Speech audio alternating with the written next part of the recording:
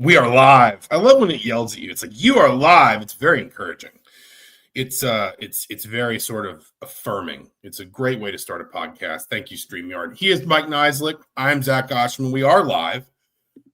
This is Mind Your Banners for July 18th, 2025. The final July, if you observe the strictest calendar possible in the college football world of the offseason, because for Big Ten teams, next week is Media Day, which I think in a lot of people's eyes also serves as kind of the de facto kickoff of the athletics season, not just the football season in the Big Ten. Mike, you will be there in Las Vegas. And we're going to talk a lot today about just basically where Indiana is heading into Media Days. I think it's fair to say it's pretty uncommon for Indiana to kind of carry some of the juice and some of the momentum that it is going to take out to Vegas. But first and foremost, my friend, how are you?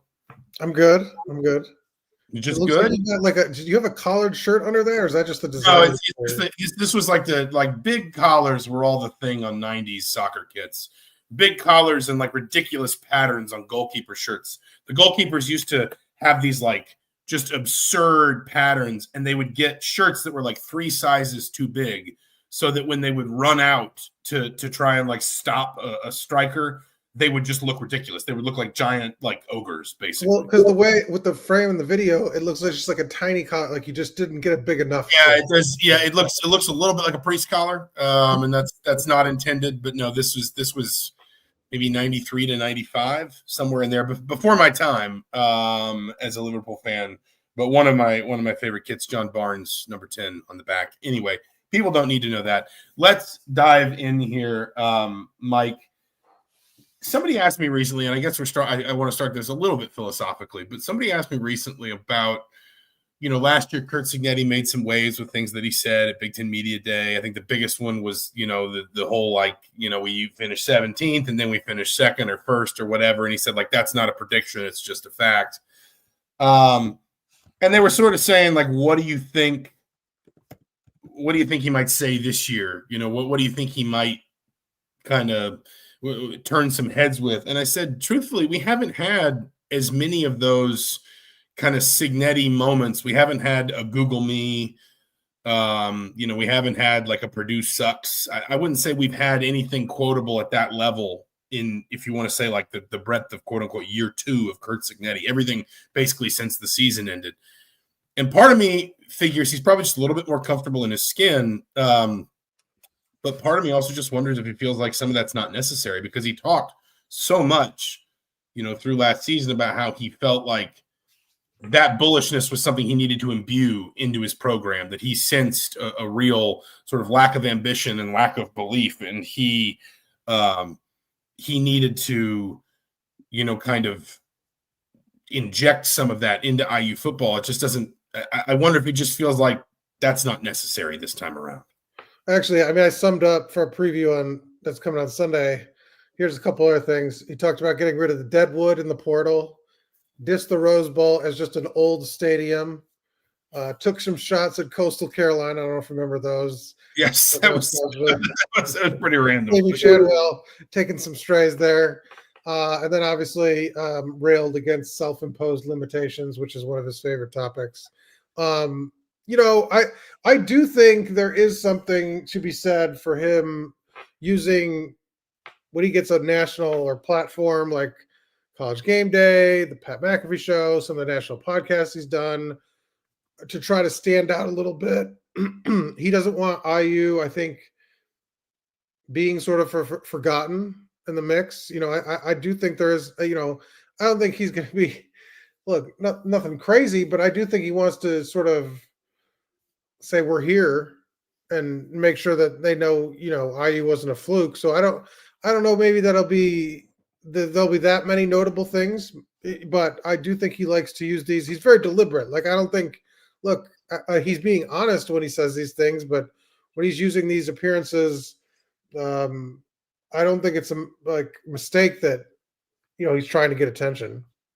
No, I just wonder if he almost just feels like it's not as necessary as it was a year ago, because Indiana has externally, Indiana has that attention. I mean, like quite literally, Indiana's non-conference scheduling became a national point of interest this week. You and I both wrote about it. You got some really good insight from Scott Dolson, and we'll talk about that in a little bit. But externally, while I'm not suggesting Indiana is the most like relevant brand in college football, and I'm not even sure I would go as far as when Curt Cignetti said that they were the emerging superpower in college football. Externally, people are talking about Indiana. Like Indiana's not fighting for that oxygen the way it was a year ago. But I think you want to frame the debate separate from the schedule, and I think maybe that's where he'll go with it. I mean, and that's fair. What I mean is, but also internally, I think maybe he looks around and feels like I don't need to be this guy that's just constantly sort of stoking the fire. Like the fire is burning fine on its own. You know what I'm saying? Yeah, maybe, but like we'll see. I mean, this is maybe not. It's hard to say. I don't know. I tend to believe that he'll be. I don't know, when a mic gets in front of him and he gets a little loose. I mean, I'm sure he'll drop some zingers. There's no doubt. Yeah. But like, to your point about reviewing kind of all of the, like the list might not be as long, and it already isn't. Like Google Me was what like 2 weeks after he was hired. I mean, and nobody's asked you about Jamie Chadwell since. Maybe this is an opportunity. That's true. If you can bring up Liberty football, you might get one or two. You can intersect that with non-conference schedule. There you go. Have you thought about bringing back your rival from your old friend Jamie Chadwell, diehard rival? Let's talk about the schedule. Here, Duncan. The players have been announced. It's Aiden Fisher, Mikel Kamara, and Elijah Surratt. Obviously, a pretty deserving trio in terms of the success they had. Obviously, guys that all came with him from JMU. Aiden Fisher, he'll now be a 2-time attendee of the event. I think having named Mendoza, there's a world in which you bring the quarterback, but obviously he hasn't played for Indiana. But do you see Colorado brought both of its quarterbacks to Big 12 Media Day? I mean, listen, it might work out fine, but like that. At least that's what I thought I saw. Like that was how I processed what I was seeing. Bring both brothers. Would have been the move.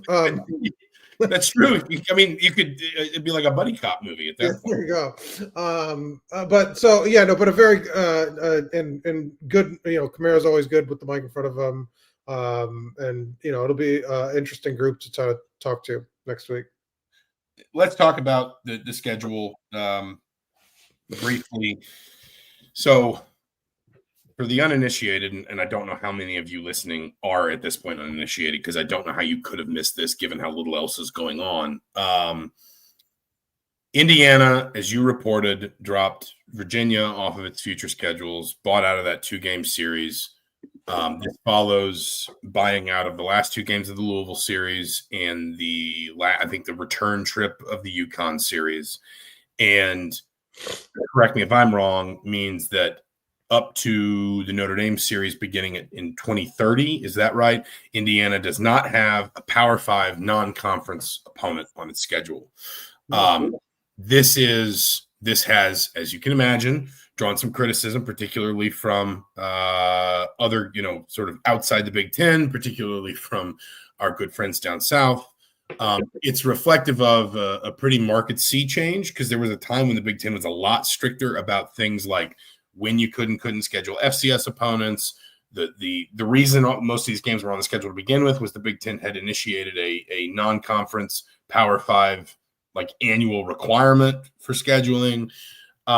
This has very much, or does very much reflect the ongoing debate about 9 conference games versus 8 conference games and the SEC Big Ten dynamic, which is just going to be never ending in the sort of, near to medium term future in college football. But from your perspective, first, as somebody who talked to Scott Dolson, can you kind of walk people through, as you perceived it, his kind of rationale for this being the strategy, which we should say up front predates Curt Cignetti, predates IU as anything resembling a playoff contender, but just sort of, not both his rationale and maybe to a certain extent, as much as you're comfortable putting words in somebody else's mouth, kind of his mindset going forward on this, essentially. Well, I think essentially they were more aggressive than basically every other team in the Big Ten in terms of changing the schedule, and not just sort of leaving the dates they had, signed up for during, like you said, when there were rules that required this thing. Like the college football landscape has changed, and so they felt like they weren't just going to leave those games and play them on the schedule, even though it cost them some money. So they moved to sort of adapt to the model that was adopted for the college football, and now that model is sort of up for debate. And they are sort of monitoring that, and I think the schedule will kind of change based on what is ultimately decided in terms of the model. The 4-4-4, what is it, 3-4s or 4-4s or 2-4s, 2-4s, 4-4-2-2-1-1 or 4-4-2-2-1-3 or 5+11. So yes, with the automatic qualifiers versus sort of the at large, and that will sort of dictate what the schedule is. And I think I put together kind of the list of how many teams are playing in Big Ten, have Power 4 teams on their schedule kind of through 2029. And, look, Indiana stands out. This year, they're one of 5 teams that's not playing a Power 4 team. So, I mean, not unique. Are unique in the sort of the long-term future that they have very, very little. But, I mean, there are teams now. Hold on. My son has started vacuuming for some reason. Never does this. Never does this. This is wonderful radio. This is outstanding radio. Unbelievable. So, I can't remember now where I was, but in terms of the larger Big Ten, I think that more teams could adopt that trend. Like USC has, I think, the most openings, 7 openings, and could, theoretically have 3 years where they don't face one. It'll just depend kind of on how these teams, like, I think IU might be leading a trend here based on where the playoff discussion ultimately ends up. I think they're out in front of everybody, but I don't think that they'll ultimately be unique. And especially because, and you talked about reasoning, the 9-game schedule and it not being balanced sort of with some of the other conference, I think is impacting a lot of these decisions as well. Yeah, basically, what I wrote off of what you wrote, which feels very Blazing Saddles. Gabby Johnson's right about Howard Johnson's being right. Was that when we get into debates like this, so much of it turns into treating a symptom like the problem. The problem isn't, this school scheduling this way or that conference having this rule or whatever. The problem is that we want to, and this is a bit of an exaggeration, but we kind of want to NFLify college football. We want something that looks more like the professional postseason model that, we literally call it a playoff, and we're about to expand it to 16 teams.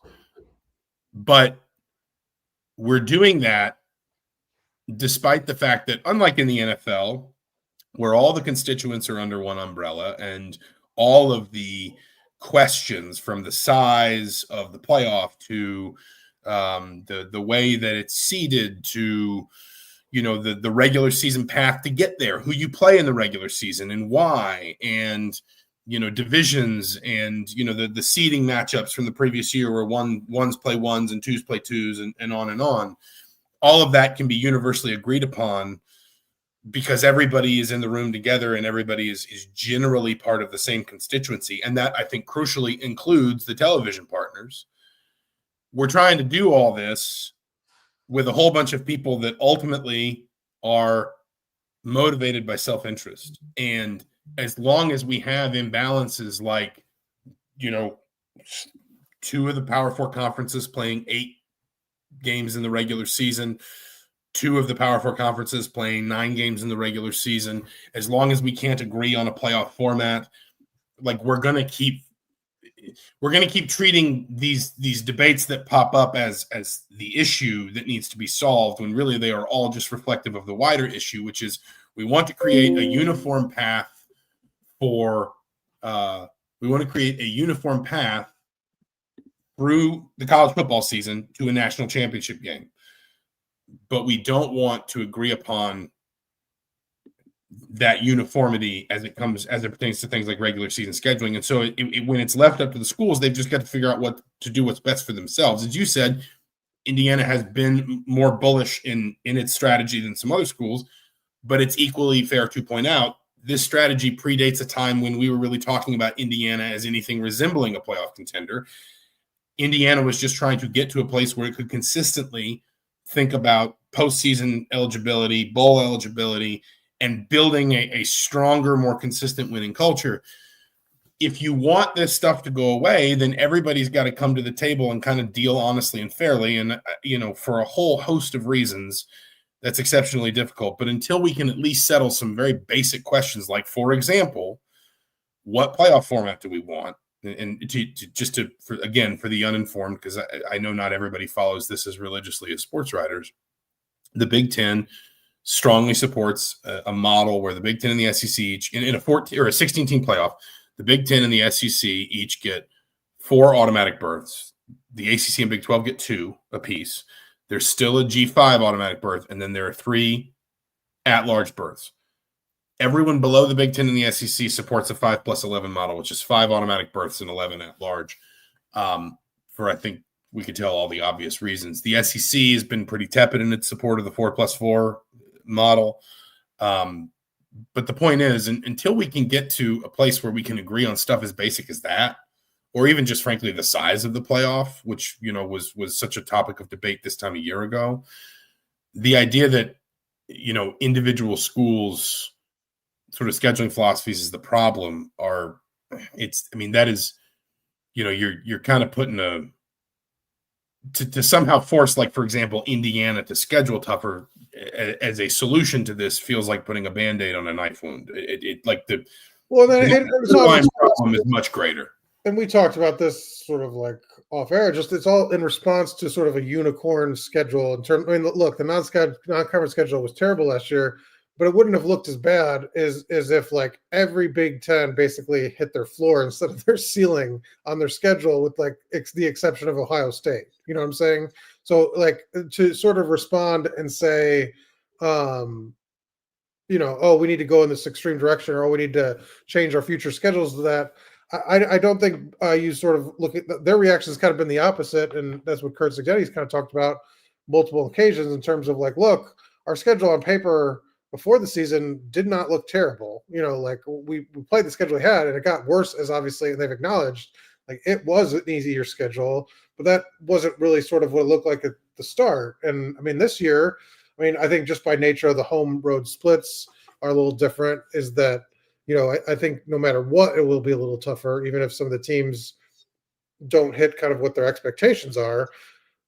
But I mean, now you're back to sort of normal. And I think if you, like you've said, like, if you go into a Penn State and win 2 out of the 3 out of, Iowa, Penn State, and Oregon, nobody's going to be talking about this argument. I just think last year, because it came down to the margins, and if you had kept a Louisville and Louisville was decent, like that helps you. That might push you kind of and not have these discussions. But it was mainly because I think the overall what's driving sort of Indiana as sort of the model is because that schedule was so bad. But that was a unique year, and that happens from time to time. Teams do get lucky with the scheduling makers. Right. I mean, like our good friend Adam Rittenberg at ESPN just pointed out, like we're probably talking about an outlier. When we discuss Indiana specifically in 2024, we are probably talking about an outlier. And you and I have both said many times in different conversations about the 2025 season that on paper, Indiana's schedule looks tougher, and it's possible they could win fewer games and still make the playoff, because it's unlikely that you would see the bottom fall out of the Big Ten schedule so dramatically as it did for IU. And listen, Indiana took full advantage of that.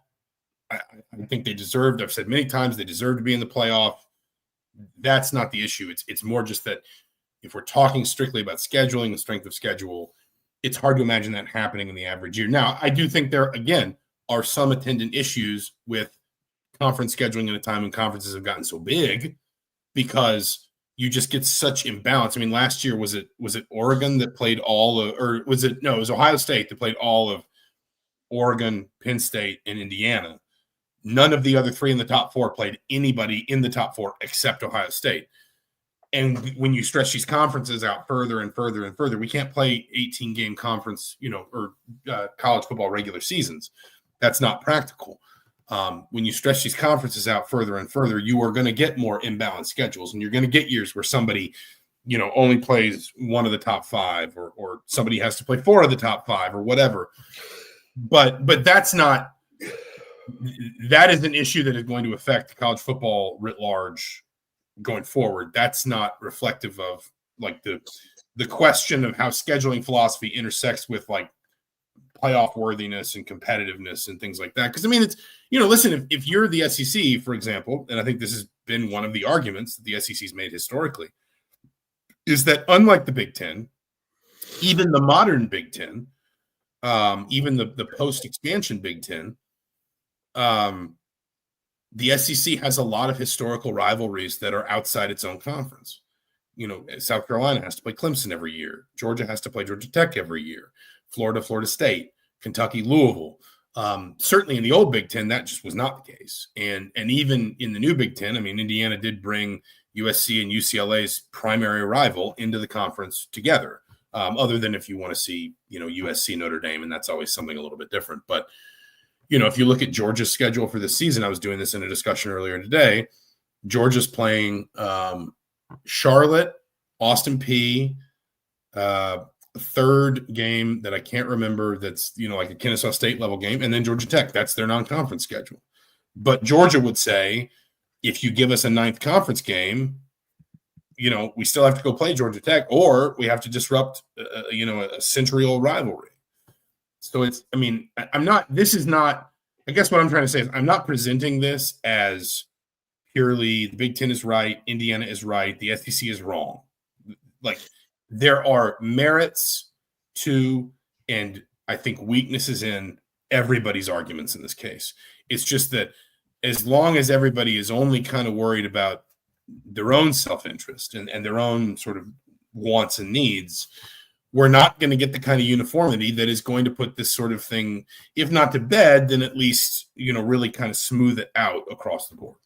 Well, I don't think the Big Ten is going to take like I think they've sort of ignored the SEC talking points essentially because, look, those long-standing rivalries aside, the Big Ten is not going to care about those because those have gone the way by Michigan State, Notre Dame. That sort of faded. They've had to kind of not make it annual and everything. So I mean, those things happen when you have to go this direction, and I don't think they're sympathetic to that. Because they're not playing the 9 games, they're going to say, look, it's just a matter of we have as many Power 4 games on the schedule as most of your teams do. I mean, just because they're adding the 9th to sort of match that. And so I don't think they're going to I don't think they've sort of listened to this criticism and taken it to heart. Just because I think if all the Power 5 conferences went to the 9 games, then I think you have room for sort of discussion on that level. But neither the SEC or the ACC seems sort of like about to, in imminent hurry to sort of make that change.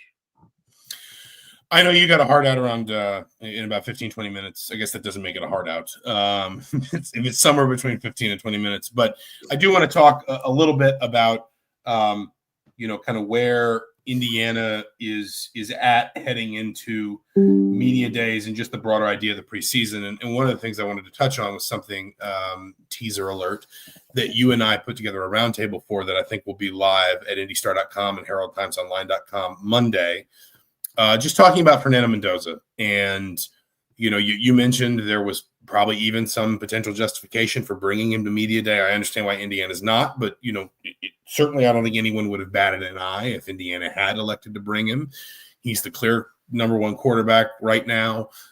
He's got, in some respects, I wouldn't say in all respects, but in some respects, an even more impressive resume than the player he's replacing did this time a year ago in Curtis Rourke. That does not mean he has a more impressive resume. He threw for 3,000 yards in a power conference last year. I mean, the whole question about Rourke. So wait. You're saying whoa. This is Curtis Rourke erasure. This is Curtis Rourke erasure. What was Cal's reference? Wait a minute. Wait. That's ridiculous. Ollie, turn the vacuum cleaner back on. Wait, Cal was 6-7 last year, and he was quarterback for about half the season in 2023 when they also went 6-7. And Curtis Rourke led Ohio. I mean, I know it's not the Power Four, but to back-to-back 10-win seasons, bowl games. Like, and you're saying that that's less impressive than going 6-7, throwing 300,000 yards at Cal.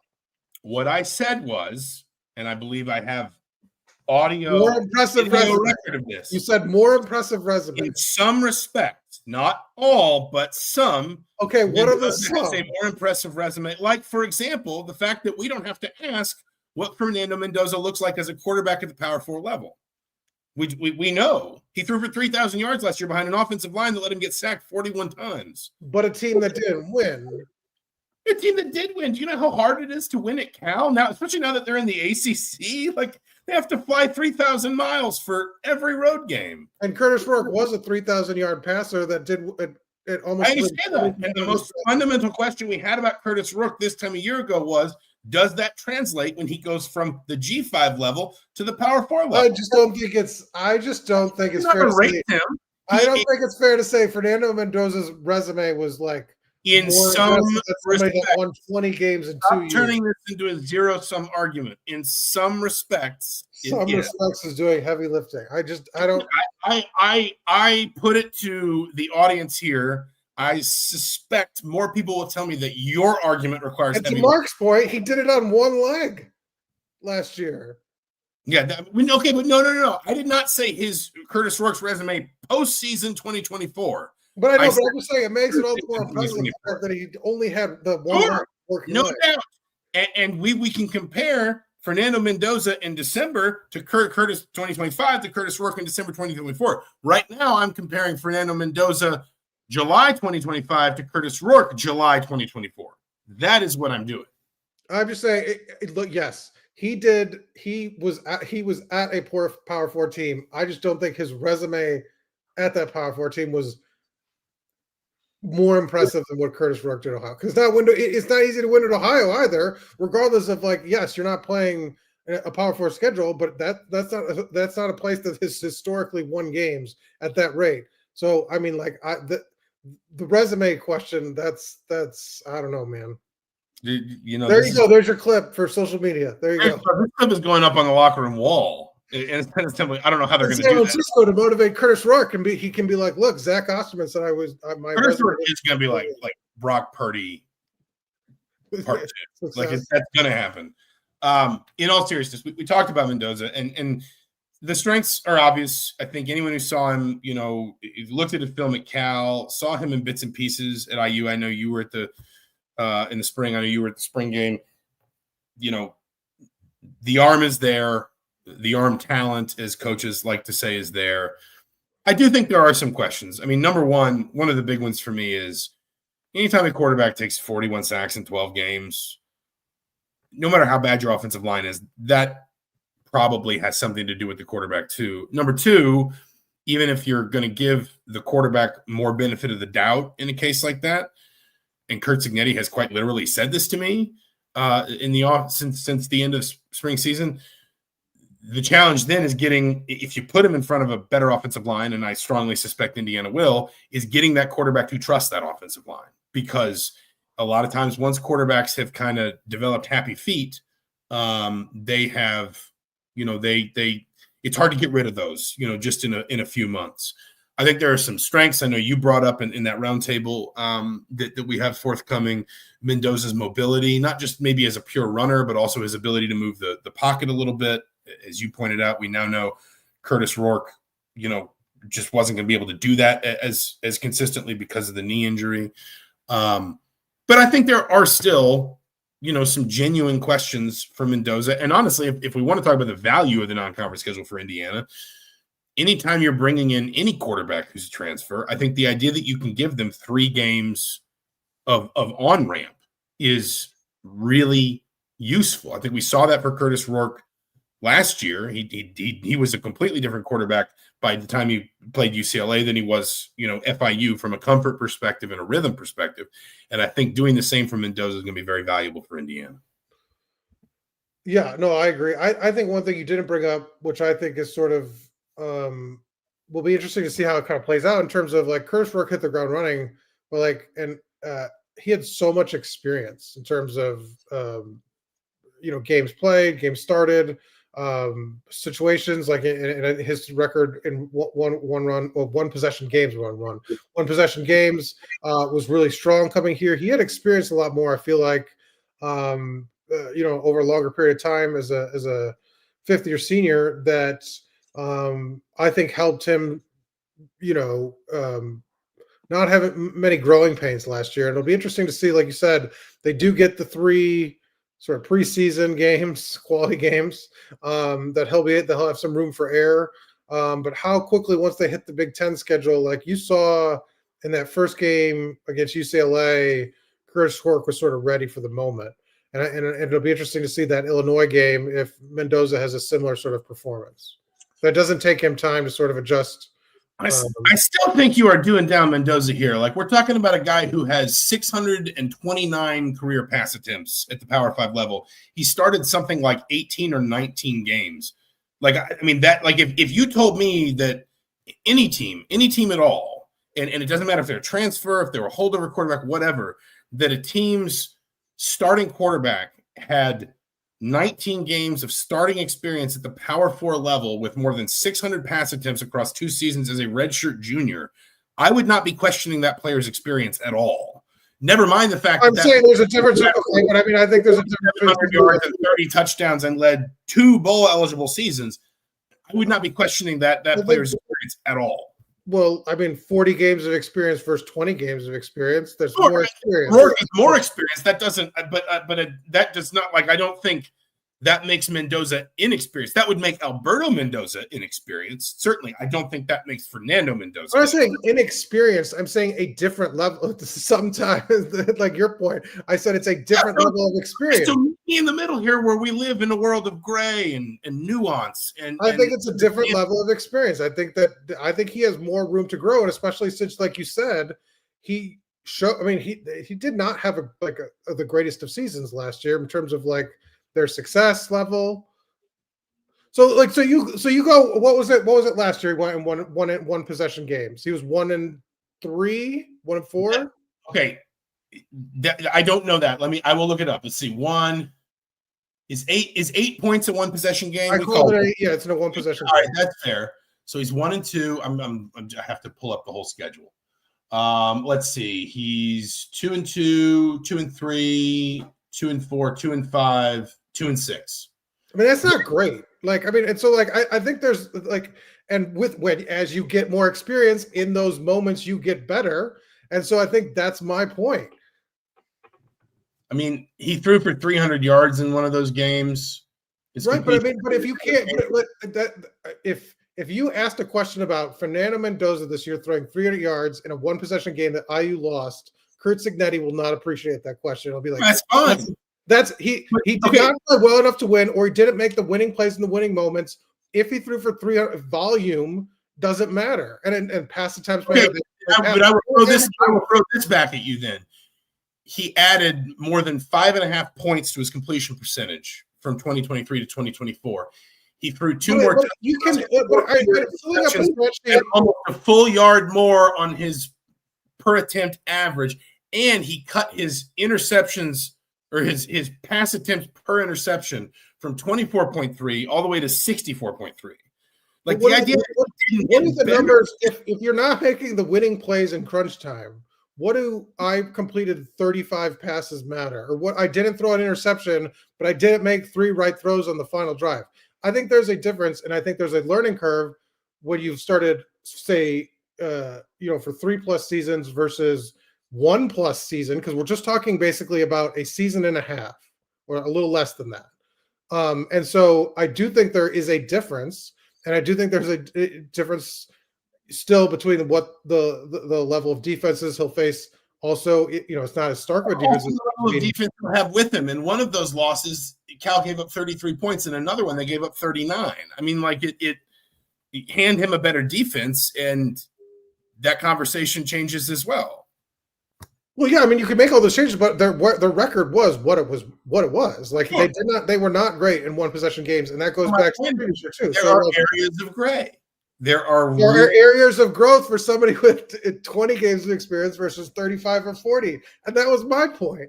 I'm not saying like he's like going to be out there like I don't know what I'm doing. I'm just saying like, you have look, no faith in Fernando Mendoza. no, I do, but I do think that it's just it having a Right guy. here right now, Mike Nizick is 0-12.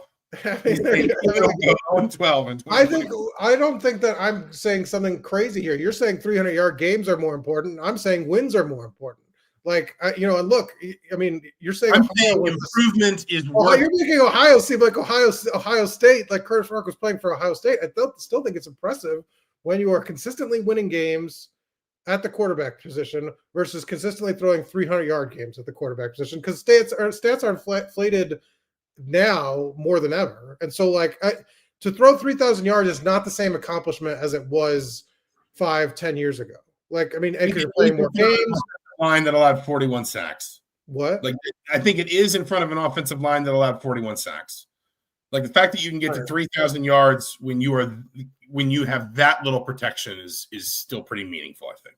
But it also means you're throwing the ball a lot too, because I mean they're a team that did throw the ball a lot. So I mean it's just in terms of like if you just look at like that and it's volume based, like it's only 230 yards a game. It's not like something like astounding number because he just hit above 3,000. It's not talking about 3,900. He averaged, when you say it like that, averaging 230 yards a game is not like going to blow the doors off of it.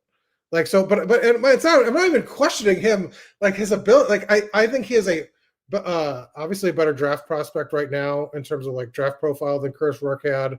I think his mechanics have been talked about and all of that. He has the natural tool set to be a top prospect in the draft. My point is just that I think there's a difference. He has not shown sort of last year that he pulled that team to 8 wins even. And there were a lot of one possession games, a lot of moment, a lot of opportunities there for a quarterback. That's all. I mean, it's unbelievable the just the pro Curtis Rourke bias here. You wrote that Mason 210 win season. You wrote that big Curtis Rourke feature, and now you're just in the bag for Curtis Rourke. You're going to start a blog. I think Curt Cignetti would agree that if you throw for 300 yards and you lose, that's not a great game. That does not automatically qualify you for like you've done a great job.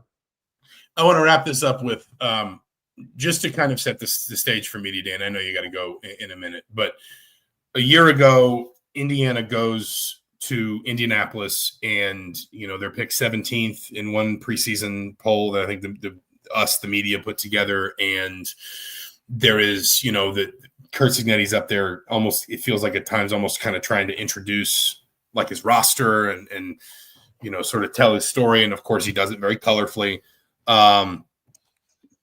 I remember the 2021 Big Ten Media Day session when there were a lot of people that were kind of looking at Indiana and thinking, like and I mean externally, where is the right place to set the bar for this team, after the previous 2 seasons under Tom Allen?